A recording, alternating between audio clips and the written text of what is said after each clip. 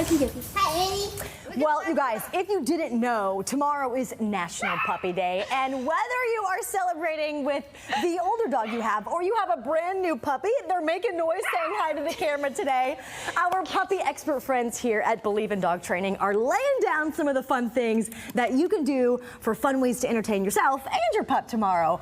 I mean, look at this face. Look at this one. Look at this. This is Gio. He says, I'm pretty confident for a tiny guy. I'm very confident for a tiny guy, yes. So we have the tiny puppies out with us today. Yes, you do. And it is playtime. So they've just woken up from their nap as far as their school day goes. Okay, They've just woken up from their nap, and now it's playtime. Who do we have? Who is this? So this is Cooper. Say hi to everybody, He's Cooper. a Pomeranian. He's very confident also. And then it's so amazing how confident the tinies always are, right? Yeah. And then this is Gio. And this is Marvin with his bow tie for school. Let me get Marvin. Of course, we have to get Marvin. But anyway, this is what I love, Stephanie. We're talking about puppy play, right? That's where we're trying to get into. Yes. Being distracted is very easy in here, but let's talk a little bit about puppy play. Yeah, so what we try to do is, so right now we have put them together in a group of tinies, obviously, except for Thomas, right? Okay. So you see Tommy, look at him carrying his cone around.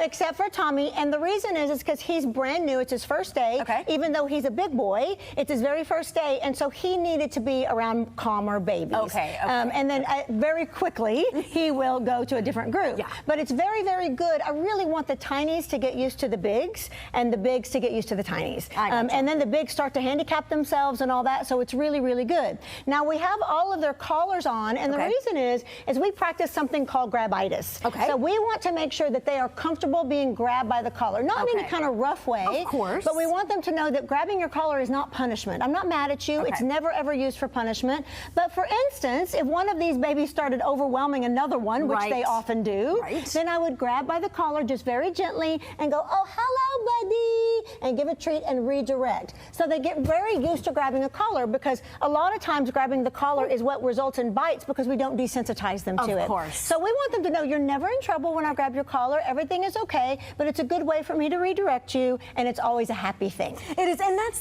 the thing that's reiterated here, right? You're not trying to scare anybody. You're just trying to teach them, and the younger, obviously, you start teaching them, the more these things will stay in their little tiny minds, right? That's right. And right now, these guys are all in their very critical socialization period. Yes. So it's very critical right now. So what we are trying to do is make sure everything is positive. It all has to be happy. So we don't want any negative. Here we go. Any negative experiences. So this is good, because Marvin's been a little nervous, but now he's like, this little guy I can do. Okay, That's you're good. about my size. Oh my goodness. And nobody seems to be overwhelmed, right? So this is okay to me.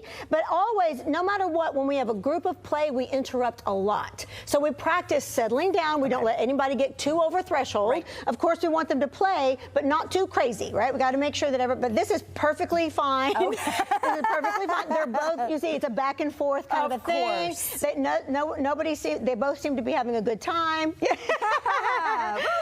Yes, and that's really, really great right there. This also, I think, is great, though, because you have a lot of people that always say, you know what, I can't take my dog here because I'm afraid they're not going to interact with other dogs as well, right? That's right. And so what we would never do is take these babies to a dog park, right? Never a dog park, never dog daycare, because these are babies. And we really, like I said, it all has to be positive. Yes. That's why we have small groups. Positive, P-A-W, Indeed. positive. All of it. And that's why we got little bitty groups, and now what Kayla's doing is she is calming them down a bit, right? Okay. So with a little bit of treat, so everybody just relax for a second, and then we'll play again. So tons of interruptions, no matter what. Anytime you have group play, you interrupt and calm, and then play some more. Interrupt and calm, and then play some more. Okay. It's very, very good for them. And the little treats really do work to just take their mind off of what they were doing. Maybe if things were getting a little bit too aggressive. It's about redirect. Gotcha. Right? It's always about redirection. Okay. So we get those treats to be able to go, let's redirect, because we're learning sit, we're learning all the manners and all of that. So we're just saying, okay, stop doing that for a second. So really it's all about don't do this, do this. I gotcha. Yeah, don't do that, do this. Well, you're really good at teaching them, and you've also taught them how to do an Easter egg hunt. We are going to take advantage of coming up in just a little bit. I cannot wait to see this. I am so excited for it. It's perfect for spring. It's perfect for Easter. And they love it. With these guys. It's a nose work and enrichment activity that's fun. And it's also cute. So it's also cute. That's the idea. Derek and Tessa, I'm going to go play a little bit more with these guys, and we'll come back to you live from Believe in Dog Training here in just a bit. Yeah, you did it. Yeah, you did it. Good job. All right, we had a poop over there. on the thing. It's puppy puke. It It's happens. We had poops coming. That we stayed outside long enough. okay. Am I green with envy? I kind of want to smell those. I want to pet that dog. I want to pet that dog. Bring home all those dogs, please. Lauren Kelly, thank you so much. And Stephanie Bennett, she really is one of the best trainers in town. She knows her Amazing. stuff. She's good stuff. All right.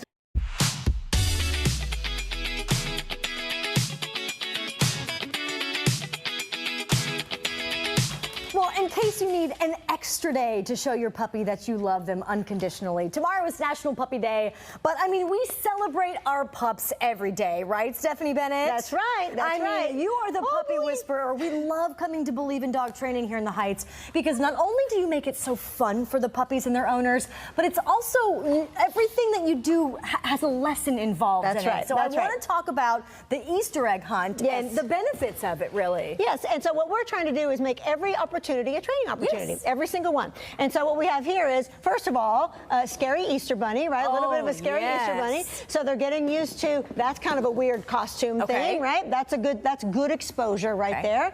And then also nose work, because they are using their nose to hunt out the eggs. So the eggs have little treats inside of them, That's right. And the eggs also have little holes in them. Okay, so they can smell it extra well. And their nose is anywhere from 50,000 to 100,000 times better than ours. Oh, for sure. So they are going around and sniffing it out, and then once they find the egg, they have to problem solve on how to get it open. Absolutely. Because that is difficult too. They're problem solving, and we've got confidence building because they are walking up and down things. You know what? We've got a little bit of the more medium-sized dogs in here now, but I'll tell you what, when we had the tinies in here, you've got some confident tinies on these things as well. Yes, for sure. Yeah. So all that stuff is so good for them. It's so enriching. These dogs are going to be exhausted when this is done. Absolutely. And even though it doesn't look that exhausting, she found the big golden egg. I know there's going to be something good inside of it.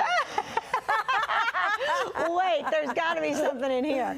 So now that's good problem solving, right? This big stuff. She got it open. It's on the other side.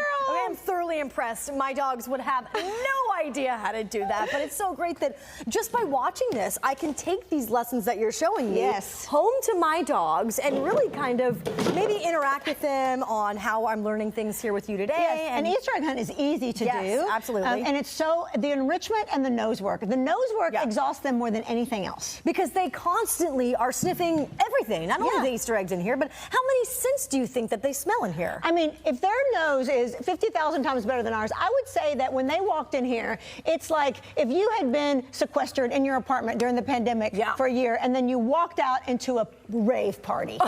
That's what it's like. Overwhelmingly a lot right? of things. Which is why it's so important for us to let our dogs sniff and smell a lot when they're on their walks. And you know what? You have mentioned that before, and we tend to just forget about it because they want to smell the leaves, they want to smell the grass, and the cement, and things that we can't see. Absolutely. And all the dogs that have gone by before, our pets that were walking, it really helps just, I guess, give them clarity on where they are. They're checking P-mail. So what they're literally for personal recommendation here, what kind of treats are they eating? Because I'm afraid that I'm going to overserve my dog. Yes. And we are really cognizant of having stuff that's not junky or too rich or anything like that. So these are teeny tiny bits of freeze-dried liver. Freeze-dried liver. Freeze-dried liver. So different proteins. These actually have a little bit of fruits and vegetables in them too. So they're very healthy. They're really little, teeny tiny. And so it's really... So they can eat 50 of them if they find them. That's right. And we'll probably tell the parents, they might not need to eat their entire dinner. I got you. I want, before we wrap up, Stephanie, I want you to tell our viewers about a little bit of a discount that you have going on. Yes. So to celebrate National Puppy Day, because a lot of times what it was really originally created for was to help rescue puppies out of shelters and things like that. So we're going to do a promotion and a discount. So if you rescue a new dog, it doesn't have to be a puppy or a dog, from any local shelter or rescue organization, and you call us or you come to us and you say, I saw you on Houston Life, we will give you a 15% discount on any group class. Amazing. I feel like I should just go and bring home some new furry friends just so I can come in daily and play with you here. Go rescue a puppy. I mean, please do it. I'm going to put a link up to exactly what Stephanie said at HoustonLife.tv. It's always such a pleasure. Thank you for letting me come and play fun. today. Happy National Puppy Day tomorrow. Thank you. And Thank you Derek to all and the Tessa, puppies. to your furry friends as well. Derek, you got to come. We're The totally puppy. down. We're totally down. Is there like puppy petting hour? Because I'll volunteer. Yes, in. Yes, puppy petting hour can be arranged. Anytime. Yes. Okay, we'll do that. Thank you, Stephanie and Lauren. Okay.